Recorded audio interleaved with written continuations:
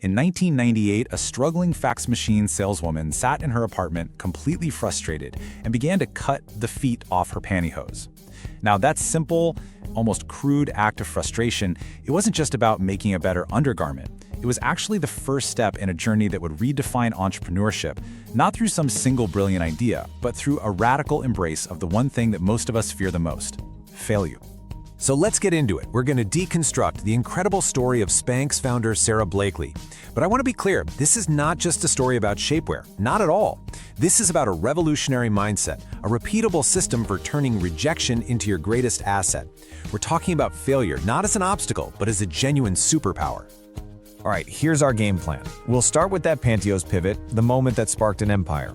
Then we're going to rewind a bit to see how she was literally trained for rejection.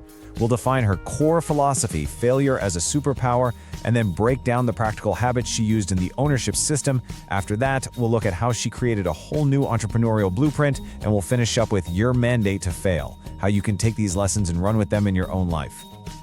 Okay, so let's start at the beginning. The pantyhose pivot. You have to understand, this wasn't some clean, light bulb aha moment of invention. No, it was the messy, frustrating start of a grueling 2-year journey into an industry that wanted absolutely nothing to do with her.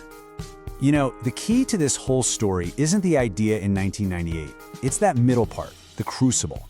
The cut-up pantyhose, that was just the spark. The real secret, the system itself, was forged in those 2 years of just sustained, agonizing failure. I mean, every single manufacturer, every lawyer, every industry expert she talked to told her it was a bad idea, that it would never work. But for Sara, every no wasn't a stop sign. It was data. It was a clue. This period of just constant rejection is where she truly built the philosophy that would eventually make her a billionaire. So how does a person possibly endure that level of constant rejection and not just quit? Well, the answer wasn't something she came up with during those 2 tough years. It was a mindset that was forged much earlier in her life. To really get it, we have to look at how she was literally trained for rejection. This is where she built this unique psychological shield. And it all started with this kind of bizarre but totally profound family ritual. Her dad, who was a trial attorney, established this non-negotiable rule at the dinner table. He wouldn't ask, "How was school?" or "What did you learn today?" No, he asked something way more powerful. That was the question. What did you fail at this week? Just imagine that for a second. And here's the real kicker.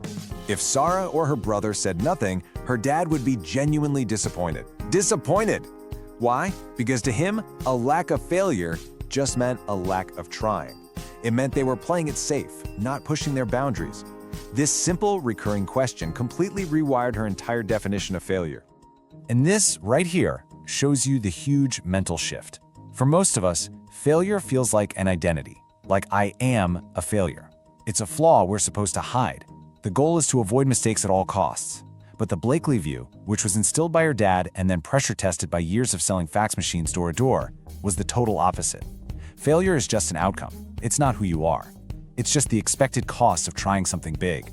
And the goal isn't to avoid mistakes, it's to learn from them as fast as you can. This mindset became her psychological armor. So this upbringing led directly to her core belief system, the engine that really powered her entire entrepreneurial journey. And this is where we can formally introduce this central idea: failure as a superpower. Now, it's really important to get this. This isn't just some fluffy motivational poster quote. For Sara Blakely, it was a strategic business tool.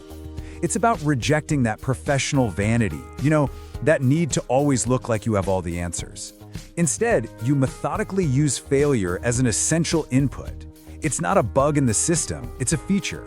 It's basically a map that shows you exactly where the path is broken, so you can find a new one. And this philosophy really stands on 2 big pillars. First, there's intentional vulnerability. This was her secret weapon when she was calling these huge textile mills with zero background in fashion. She didn't fake it. She courageously admitted, "I know nothing." And then she'd show them her crude, homemade prototype. And that honesty created an opening. Second was the power of the naive question. Because she wasn't an expert, she wasn't weighed down by all the industry rules. She could ask the so-called dumb questions that veterans had stopped asking years ago, which let her see solutions they'd completely dismissed as impossible. And that really is the key, isn't it? By systematically getting rid of that psychological paralysis, that fear of being wrong, she gave her intuition and her boldness the space they needed to just thrive. Every single rejection became data that forced her to make an intellectual pivot. This made her faster, more resilient, and ultimately way more innovative than any competitor who was just too scared to make a mistake. Okay, so we've got the mindset down. But look, a mindset without action is just a nice idea. This is where we shift from the abstract philosophy to the concrete, actionable habits she put into place. This is the ownership system. It's how she kept control and pushed forward when literally everyone else was telling her to stop. So her first core system was all built around one simple idea: total control. She developed what she called the Proprietary Control Protocol, basically a set of rules to make sure she, and only she, was in charge. She knew her idea was simple and could be easily ripped off, so instead of going out and looking for investors who would take a chunk of the company and start telling her what to do, she did everything herself. She self-funded the whole thing, she personally researched how to file a patent, and she made a conscious, non-negotiable choice to avoid outside investors at all costs. This number is so important: $5,000. That was her entire life savings. This wasn't some seed round from venture capitalists. This was her own money, which she earned selling fax machines. She famously paid her patent attorney in cash, a really tangible act that just symbolized her absolute personal investment. This wasn't a game for her. This was everything she had. And that commitment is what drove her to see it all the way through. Her second core habit was what I call her relentless cold call system. After just countless rejections from the textile mills, she didn't change her product. She refined her approach. She systematically identified and cold called the CEO of a key mill, just bypassing all the gatekeepers who'd already shut her down. Then she flew out to meet him in person, uninvited. Her whole pitch relied on that intentional vulnerability we talked about, using her crude, cut-up pantyhose as the most honest sales tool you can imagine. This is her system in action. Let the failure data refine your approach, not kill your mission. Now, the success of these systems, it did more than just build a company. It actually created an entirely new blueprint for entrepreneurs. This is her legacy, rewriting the rules of what a self-made founder could look like and how they could succeed. For 2 decades, Sara Blakely maintained 100% ownership of Spanx. 100%. I mean, in a world of venture capital and giving up equity, this is almost unheard of. This number, it's not just a financial metric. It's a testament to the power of her system.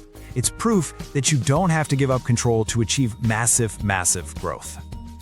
This slide really puts the two paths side by side. The traditional startup path, it seeks venture capital, it relies on expert credentials, and you give up equity to grow. The Blakely blueprint is the polar opposite.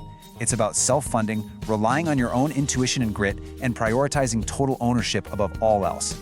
She proved that emotional resilience and a powerful belief can be way more valuable assets than a fancy business degree or a long list of investors. She really created a tangible, non-VC path for a whole new generation of innovators. So, this brings us to the final and I think the most important part. What does all of this mean for you?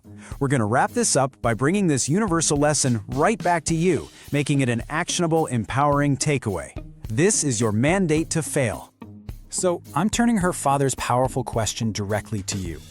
What will you fail at today, right now? Think about it. Because if the answer is nothing, her system would suggest you might just be playing it a little too safe. This question isn't meant to be discouraging, it's a challenge. It's a mandate to try something ambitious, something where success isn't a guarantee.